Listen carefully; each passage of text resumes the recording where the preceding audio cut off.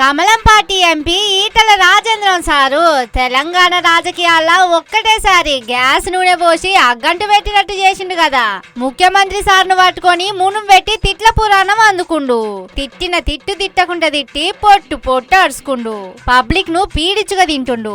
హైడ్రాను ఎగబెట్టి అడ్డగోలు దోస్తుండు. ఈ సర్కార్ కు నెత్తి లేదు కత్తి లేదు. ఇదో తుగ్లక్ ప్రభుత్వం. సీఎం పెద్ద సాడిస్టు సైకో అనుకుంటా మిసైల్స్ అసొంటి మాటలని ఇడిచిపెట్టిండు. ఈ ప్రభుత్వం ఎన్నో రోజులు ఉండదు. ఈ ప్రభుత్వానికి తల తోక ఏది లేదు. తుగులక్ ఎప్పుడో మన చరిత్రలో తుగులక్ అని చదువుకున్నాం. ఈ ముఖ్యమంత్రి అంటాడు తుగులక్.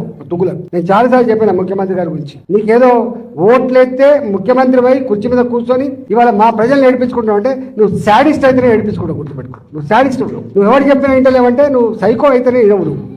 నేను ముఖ్యమంత్రిని డిమాండ్ చేస్తున్నా, ఇట్లాంటి పిచ్చి వేషాలు మానుకో. నీ కింద అధికారులు ఏం చేస్తుండో దృష్టి పెట్టు.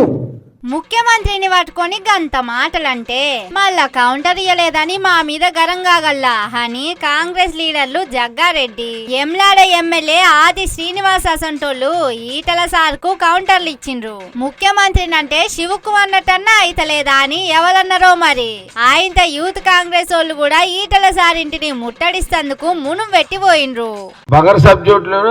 ఈటల రాజేందర్ తిట్టాలనే ప్రెస్ మీట్ పెట్టిన, తిట్టనీకనే పెట్టిన ప్రెస్ మీట్. వాడు ఒక మెంటల్ అయిపోయాడు. వాడు ఏం మాట్లాడుతుండో తెలుస్తుంది ఈటల రాజేందర్కి. అందుకే ఆయన పాగలగాడ అయ్యిండు, బేకూఫ్ చాతాలు చేస్తున్నాడు ఈటల రాజేందర్. నువ్వు మళ్ళొకసారి కాంగ్రెస్ పార్టీ ముఖ్యమంత్రి రేవంత్ రెడ్డిని కానీ కాంగ్రెస్ పార్టీ నాయకులను కానీ మంత్రులను కానీ ఇట్లా మాట్లాడితే నీ నడి రోడ్డు మీదనే నిలబెట్టి గుంజలు తీపిస్తాం నేను. నువ్వు మాట్లాడుతున్నావు నా గురించి చిల్లరగాళ్లకు కొట్లాడితే దీనితో కొట్లాడే కానీ రండతో ఏం కొట్లాడతావు? అయితే ఇవన్నీ చూస్తుంటే బీజేపీ కాంగ్రెస్ వాళ్ళు ఆడుతున్న కొత్త డ్రామానే గాని ఇదేం రక్తి కడతలేదని ఎక్కిరిస్తుండ్రు రాజకీయం తెలిసినోళ్ళు. సమస్యలను డైరెక్ట్ చేసేందుకు తిట్ల పురాణాలు ముంగటేసుకుంటారని అంటుర్రు. రేవంత్ సర్కార్ కు మాట రాకుండా చేసేందుకే వీళ్ళు మాటలు అనుకొని దుమ్మెత్తి పోసుకుంటుర్రని మాట్లాడుకుంటుర్రు. మరి ఇంట్లో ఏది నిజమో గాని ఇన్నొద్దులు సైలెంట్ ఉన్న ఈటల సారు బీజేపీ అధ్యక్ష పదవి వస్తుందనే మాటలిన పడుతున్న టైంలా ఇట్లా తిట్ల దండకాలు అందుకున్నాడు కూడా అనుమానాలకు బలమిచ్చినట్టయితుందని అంటుర్రు రాజకీయాలు తెలిసినోళ్ళు.